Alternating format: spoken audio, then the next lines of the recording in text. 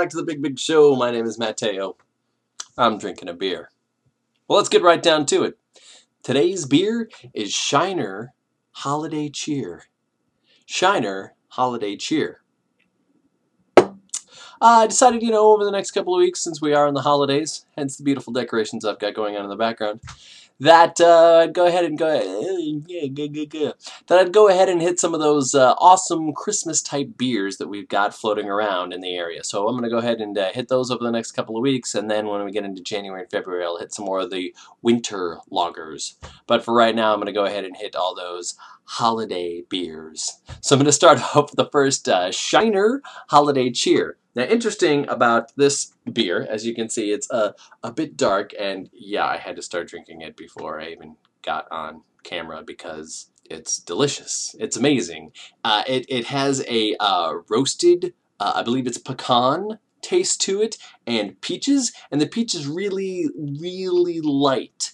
But definitely you can taste the hint of peach inside of it with the pecans, and it is amazing. I really like it. I'm going to read off the bottle here for a second, but I got to take another drink.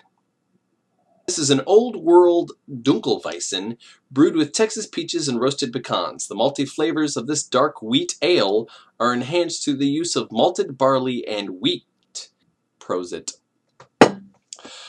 Really super beer. This was recommended to me to do on this screen by my friend Mitch, so anybody out there who has another brilliant idea for a beer, pass it this way and I will definitely do it. Let's move on. As predicted, over the Thanksgiving break, I went to finally get to see Skyfall, the new James Bond movie that came out. I not only got to see it, but I got to see it in IMAX. And I don't even mean one of those half-screen IMAX. I mean full, gigantic size IMAX. And man, was it fantastic. Not only, of course, the IMAX, but the movie itself. Just a great film. One of the things that I really liked about this movie was the villain, Javier Bardem. Now, of course, we've seen him play bad guys a couple of times before. Most notably, No Country for Old Men. But he's so different in this movie, but equally evil. And that's one of the great things I think about Bond films is that, sometimes Bond can only be as good as his villain. I mean, look at some of the great villains he's had in the past, especially Donald Pleasance as Blofeld. That was one of my favorite ones from You Only Live Twice.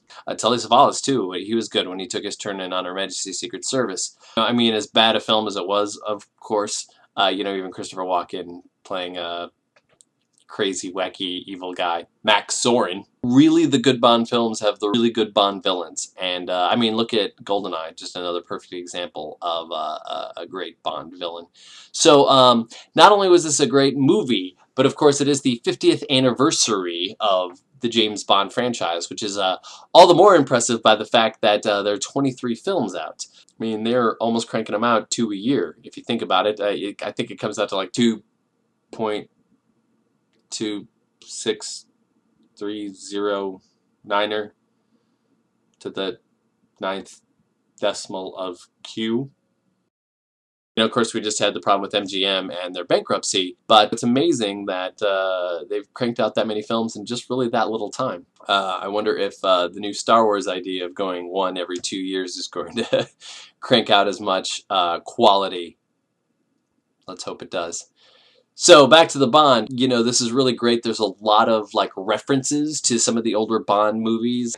I believe Thunderball, there's a reference that's kind of awesome.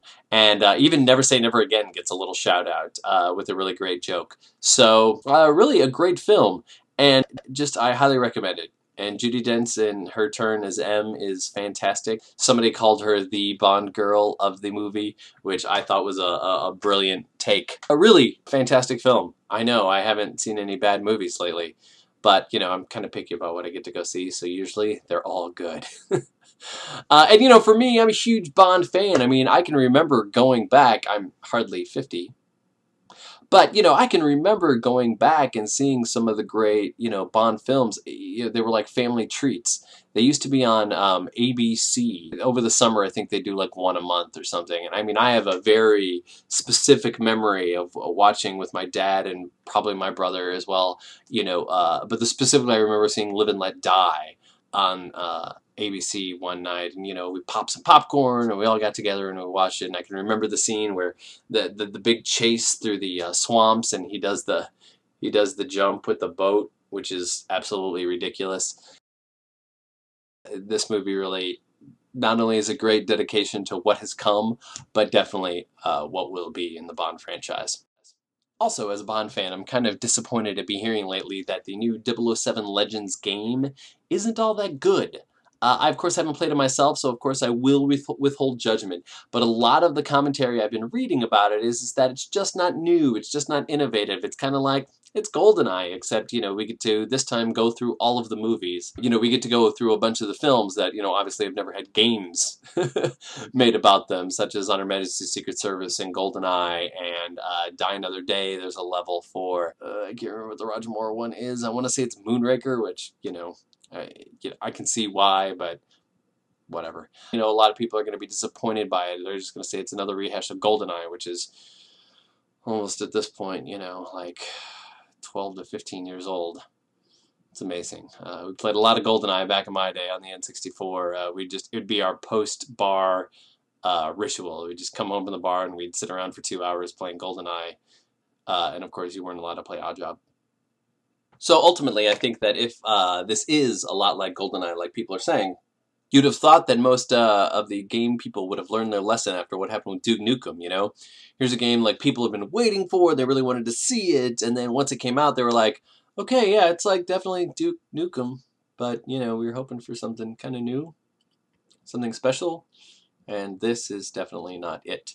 When people are waiting 20 years for a game, most of the time they're not going to be excited by the results. And our last thing in this week's blog is finally a look-in, since I've been forgetting to do it the last couple of weeks, a look-in on the old Just Joel comic and to see what's going on there.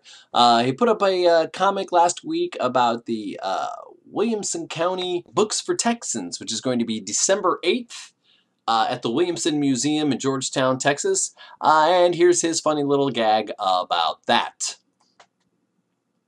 Well, that's it. We've done it again. We've managed to master another amazing issue of Matteo Drinks a Beer. And what a delicious beer it is. If you had some fun, please give it a likey like here on the YouTube page. And if you have any suggestions, of course, for any great beers that I need to be hitting over the next few months, please go ahead and write them below in the comments, as well as Twitter at MattTuck, M-A-T-U-C-K.